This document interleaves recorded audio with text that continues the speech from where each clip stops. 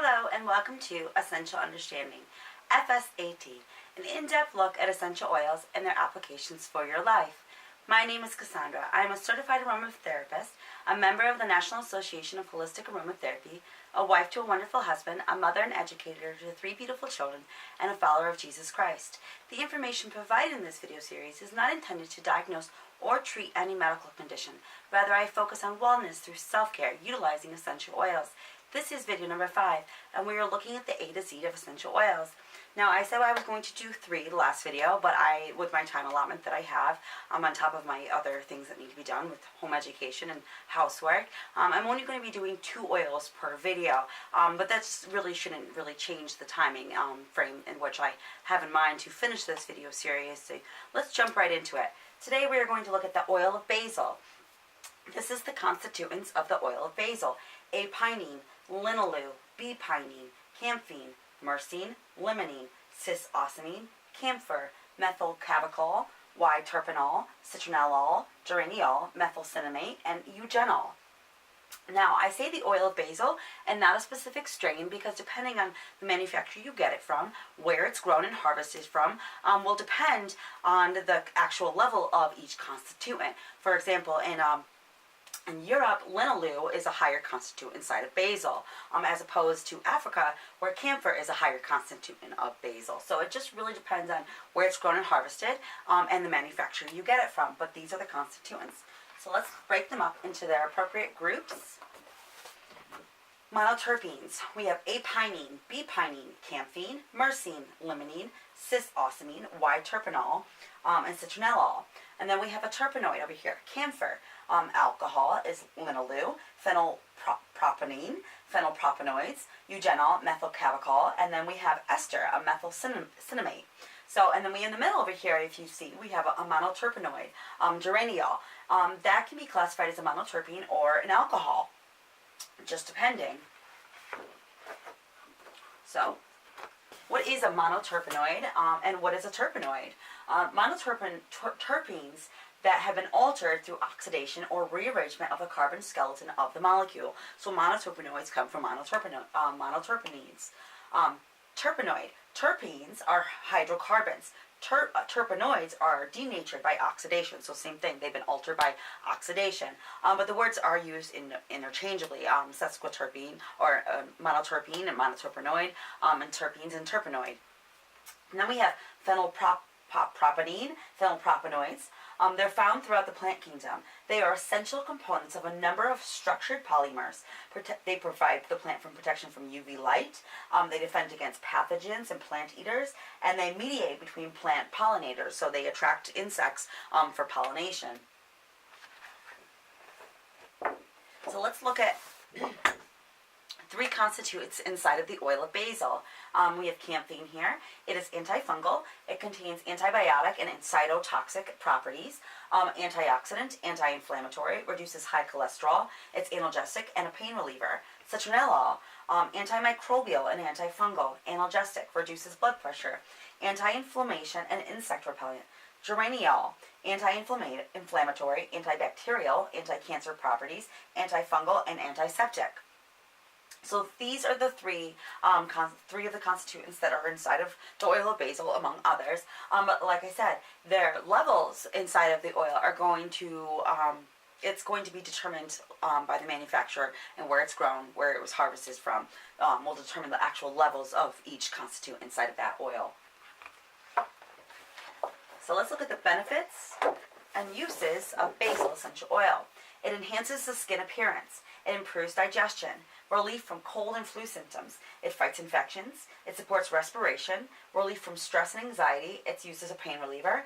Improves blood circulation.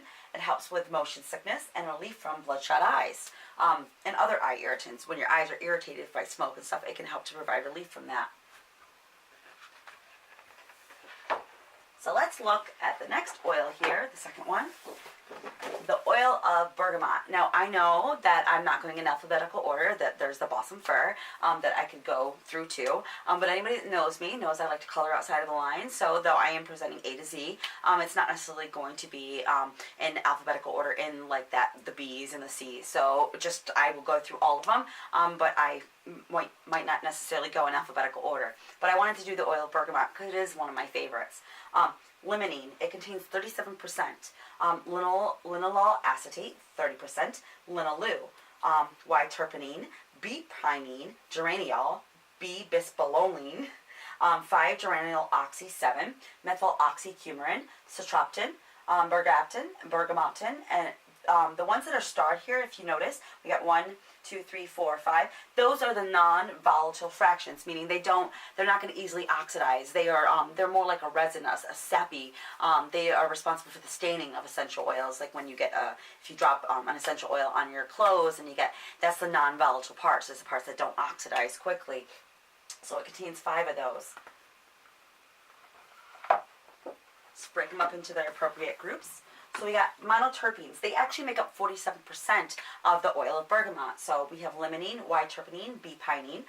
They make up the 47%. And then we have esters over here, linalool acetate, and that's about 30% inside of the oil of bergamot. So that's 97%. So the other 3% is spread throughout these. Alcohols, linalool. We have coumarins, citropin, methyl oxycumulin, 5-geranyl oxy 7, and then furanocoumarins, bergaptin and bergamotin.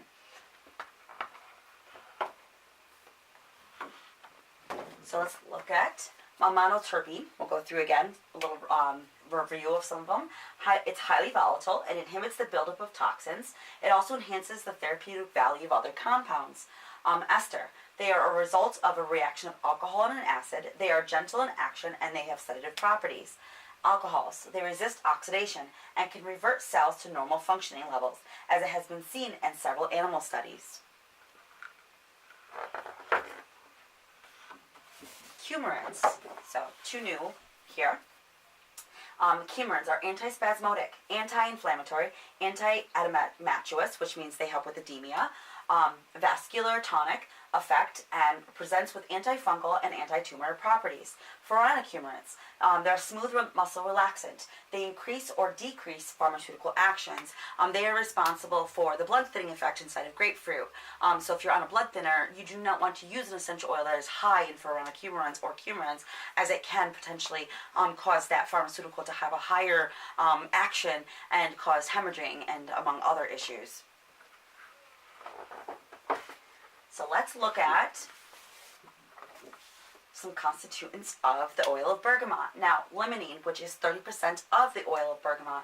I love limonene. It is fantastic. It's found so widely throughout nature, mainly in citrus fruits. But it's absolutely fantastic, and I can't wait to share this to you. So it's 37%. It's highly antioxidant. It prevents the growth of cancer cells. It increases the effectiveness of cancer treatments. It boosts the immune system. It relieves stress, anxiety, and overall boosts mood. It's pain relieving, dissolves gallstones, may reduce gut inflammation. It relieves heartburn, improves metabolism, encourages wound healing, and much, much more. You can visit the U.S. National Library of Medicine, National Institution of Health.gov, to look at the study articles that have been done on all of this. Their limonene's ability to fight cancer growth, to benefit in the use of chemotherapy treatments, to dissolve gallstones, to improve on stress and anxiety. And to also bring liver function to normal, the liver enzymes to normal functioning. So it's got so many beneficial properties to it and uses. And we got linalool acetate. I forgot to highlight or underline these. Anti-inflammatory, analgesic, has shown to help in the relief of menstrual symptoms. It's anti-hypertensive and supports healthy skin cells. It is an acid ester of linalool. So where you see linalool acetate, you're guaranteed probably to see linalool.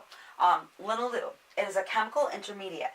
One common downstream product is vitamin E. So vitamin E can be produced from it.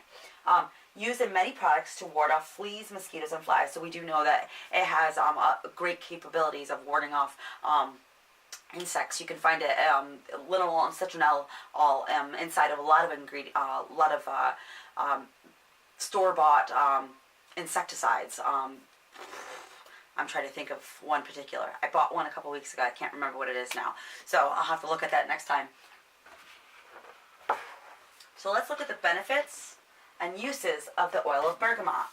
It supports the immune system. It relieves pain. It aids in digestion. It supports the liver and gallbladder. It's a skin support. Supports fever reduction. It's a relaxant and a sedative. Relieves spasms. It's antimicrobial. Support, relieves congestion, and supports healthy cellular function. Like I said, oil of bergamot is one of my favorite oils to use, and it's part of the mint family, and it's the fruit of the tree or the plant that the rind is taken. It's cold pressed distillation to extract the oil of bergamot with the constituents. So those are the two that we're going through today. I hope that I provided you with enough information that you feel that you can explain to people what the oil of basil is and the oil of bergamot and their constituents and their capabilities.